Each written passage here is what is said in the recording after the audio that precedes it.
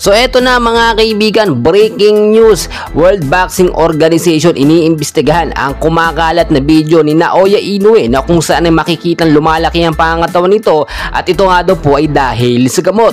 And bago yan mga kaibigan, please huwag kalimutan mag-like and subscribe and pahit ng notification bell. Maraming salamat po. Well mga kaibigan, dati pa naman ay talagang pinaghihinalaan na natin itong si Inoue na gumagamit nga po ng ipinagbabawal na gamot bago po ito lumaban. Yung sinasabi niya na tinuturok po na pain reliever na may content nga po na sinasabi natin na cannabis. And very obvious sa kanyang mga laban, high na high siya, at talagang minsan nakikita natin si itsura ni Inoue.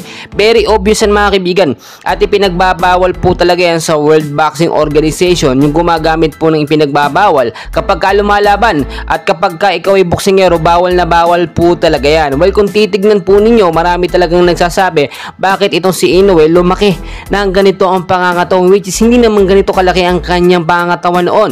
Yung muscle po niya sa likod ay kung titignan po ninyo ay parang ito po ay ginagamitan ng steroid. Hindi naman po kasi lalaki ng ganyan ang likod po ng isang boksingero kung wala pong iniinom o tinitake po na gamot mga kaibigan na pampalaki ng muscle pero hindi lamang bang mapapamasil yan. Alam natin na pinagbabawal na gamot po ang kanyang ginagamit mga kaibigan. And ayon na rin sa ating mga nakuhang update ay posibleng masuspende or matanggalan ng mga titulo isong si Inoue once na mapatunayan talaga na ito'y positibo sa ipinagbabawal na gamot. Well, alam naman natin sa kabilang balita, etong si Inoue naghahanda na nga rin po sa magiging laban po niya mga kaibigan sa Setyembre. Dito nga po kay Doheny at ang ating angas ng Pinas naman sa Oktubre mga kaibigan, dito naman po kay Sanchez. So talagang pare-parehas po silang may laban. Pero ang gusto ng mga Pilipino ay magkaharap at labanin ni Inoue ang ating angas ng Pinas kasi Casimero Cuadro Alas para po magkaalaman kung sino po talaga ang mananalo.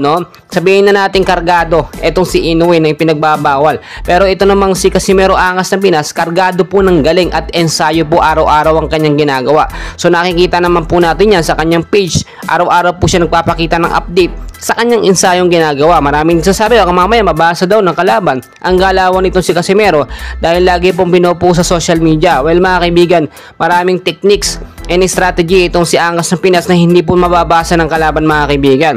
Kung makakalaban niya si Inoue, alam naman natin makakapalag ang ating Angas ng Pinas.